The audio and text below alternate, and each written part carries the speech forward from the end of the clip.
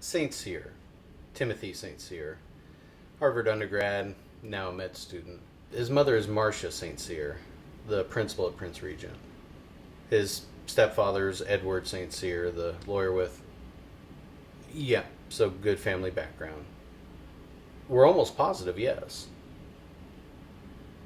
I have 2 men dogging him this past week. No, sir. Nothing firm as yet. It's all vague evidence at the moment. But I'm sure I can have something concrete soon. Well, I followed him a couple weeks ago myself, and he met a girl at a local cafe. No, I realize it's not important, but I'm getting to it. I recognized a waitress there. Do you remember Ian James? Yes, sir. He was with us until 2007. It was his daughter I saw there. No, I haven't been involved with the family since Ian's death. I don't think she'll be a good lead. Yes, I will certainly look into it. She hasn't been involved herself, no. Her name is Margot. Margot James.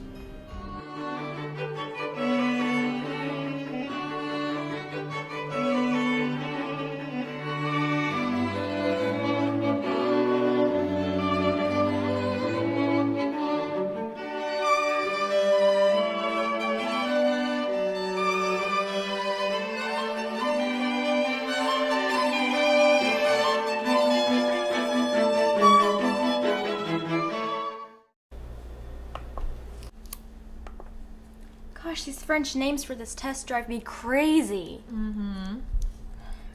You know who has a really weird last name? Who? St. Cyr's.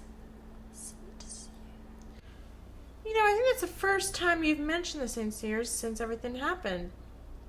Oh, well. Because I didn't really want to talk about it. Valentine's Day is coming around the corner. We should give you a date. Sus, you know I don't have time for that. I'm not saying a relationship. I'm saying a date. You haven't had one in, 4 years? 5. See? I don't want to talk about that right now. I want to talk about the St. Cyrs, and you are avoiding me. Well, there's nothing to talk about. Are you sure about that? I told you already. Lisa hates me. Angelo doesn't know I exist. Lisa got picked for valedictorian, and the only people talking to me right now are French politicians who I'm pretty sure are in my head. Lisa got picked for valedictorian? Yeah. She got picked, and I didn't, because I got a stupid C in chemistry. What? Why didn't you tell me? Well, it wasn't my fault. I mean, I did get a C in chemistry. But it was because Lisa got one of her friends to copy my test answers and report me for copying answers. And why didn't you tell me? I just did. Okay, when did this happen? Last week. You would have found out. I mean, I just didn't really feel like talking about it. You know what? I'm your older sister. I'm your legal guardian. I signed your school report cards. I should have known about this sooner. But it's not true, so there's no reason why I should have told you. You know what? I think that I will decide what I will and will not worry about, okay? You're my responsibility. Margot, you can't do anything about it, okay? You can't demand to talk to my chemistry teacher. You know exactly how that school's run. But it's just so insane. It's unfair. It is insane. I will do something. No, I'll call your Margot, principal. shut up, okay? Don't tell me to shut up. I can ground you still. You know, maybe I will. Margot, you can't ground me. I have a job. I could get fired. You know what, then? I think you should go to your room until you have time to calm down so we can talk like rational adults. Rational adults don't act like kids, Margot. If you want me to act like a rational adult, you need to stop acting like a baby. Ugh! Mrs. St. Cyr, Margot James is here to see you. Send her in. Thank you, Eleanor. Miss James, have a seat. I would prefer to stand, thank you. Well, I really prefer if my visitors sit. And I would prefer to stand. Miss James, what can I do for you? I have a very tightly packed schedule. Miss St. Cyr, I'll make myself brief. My sister Suzanne is enrolled as a senior here on a full scholarship.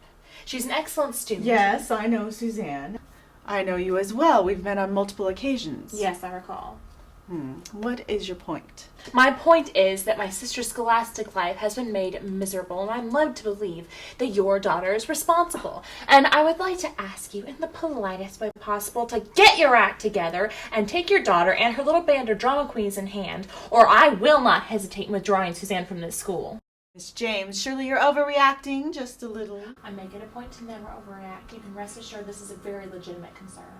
Of course, I don't mean to doubt you, Miss James, but I'm sure this is all a misunderstanding. Suzanne was very clear to me in explaining what had happened. She recently received a C in her chemistry test. I have it right here, in case you require proof. I'm sure your word is sufficient. I'm not finished speaking. My sister led me to believe that your daughter persuaded another student, Martin Seymour, to copy her test results.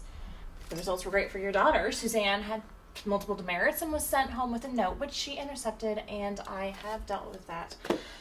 The point is, I can only assume that your daughter did this to knock my sister out of the running for valedictorian. This is a very serious accusation, Miss James.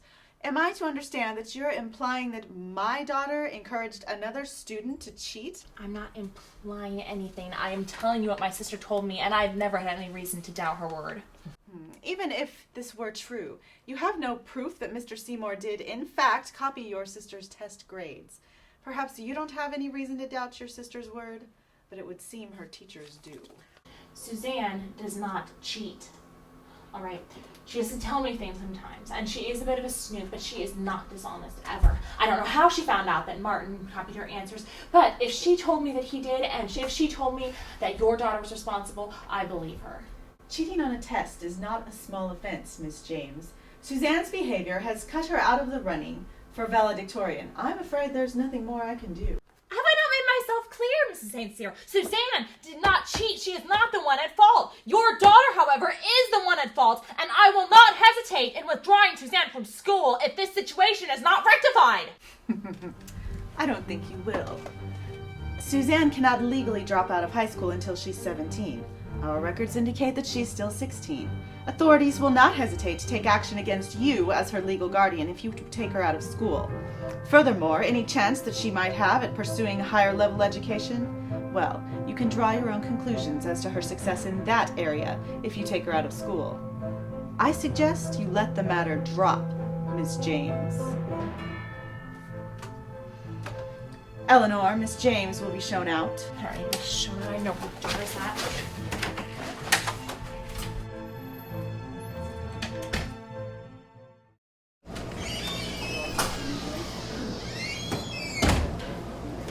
Margot James. Paul? Paul, is that you? In the flesh, Miss James. At your service. Oh my gosh, it's been so long. What has it been, like 6 years or 7? You know, I don't think I've seen you since Dad died. What are you doing in this part of town? I might ask you the same question. Just on my way home.